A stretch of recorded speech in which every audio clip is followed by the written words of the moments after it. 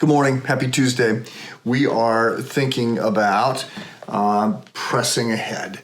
We've been in Hebrews chapter 12, verse 1, one of the many passages in the Bible that makes much of the idea of the running race as an analogy to the Christian life.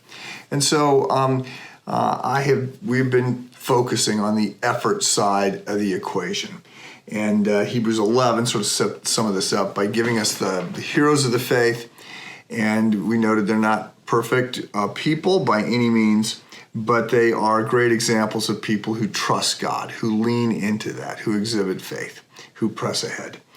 And so I ended yesterday by suggesting first that you memorize one of these passages that sort of call us into effort. Very much want you to be grounded in grace and leaning only into the merits of Christ for your salvation, but at the same time, want you to understand we got to bring some energy here.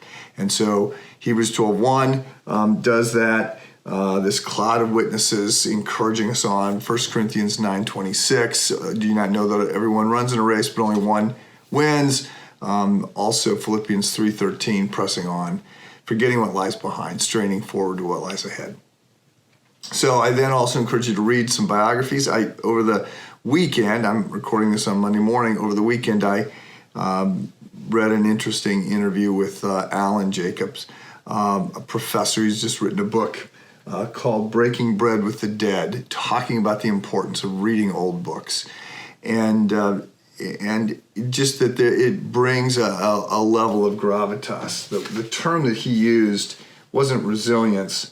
The term that he used about people who read old books is they have a personal density. That there's more gravitas to them. We're not just subject to the moment. And so I want to encourage you to read biographies, certainly of men and women of faith, but biographies often can spurn us to sort of see how to raise our game.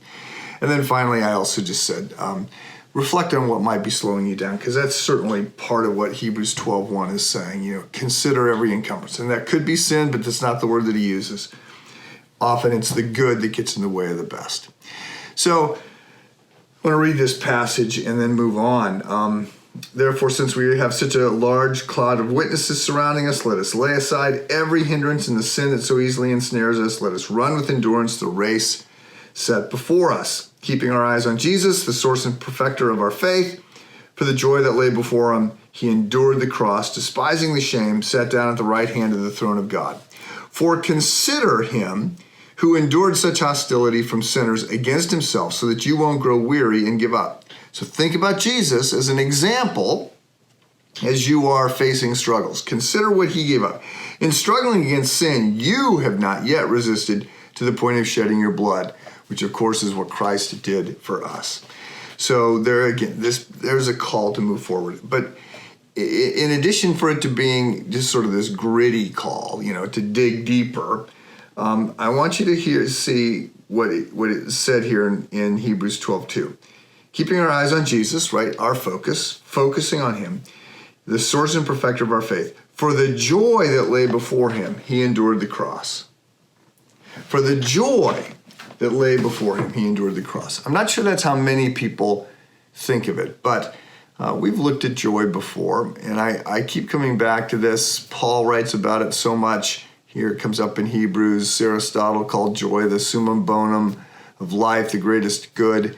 I've noted that we often make a distinction between joy and happiness, and I think we all get that. It's actually a little hard to make that distinction out of the New Testament and the Greek words that are used here. But we get that there is a greater depth of joy, of well-being, of contentment that comes out of obedience, out of a life rightly lived, out of a life in which we are living aligned with our values and our highest good.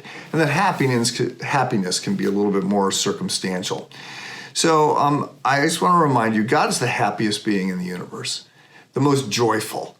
And C.S. Lewis brilliantly says, joy is the serious business of heaven. And he wants us to be joyful. And part of what we have to see here is Jesus went to the cross. It was what God calls on him to do, that God the Father calls on him to do. For the joy set before him, for doing the right thing, even though it was hard and he suffered, for the joy set before him, he endured the cross. And we are commanded to live that kind of life and commanded to be joyful. So I'll end with this. This was my devotional reading earlier this morning, Psalm 81:1. Sing for joy to God, our strength. Shout aloud to the God of Jacob. It goes on. We're not merely invited to be joyful. We're actually commanded to praise God and to be joyful. And that's worth reflecting on. What's your joy index this morning? And if it's low, what perhaps is encumbering you and keeping you from obeying and being joyful? We'll talk tomorrow.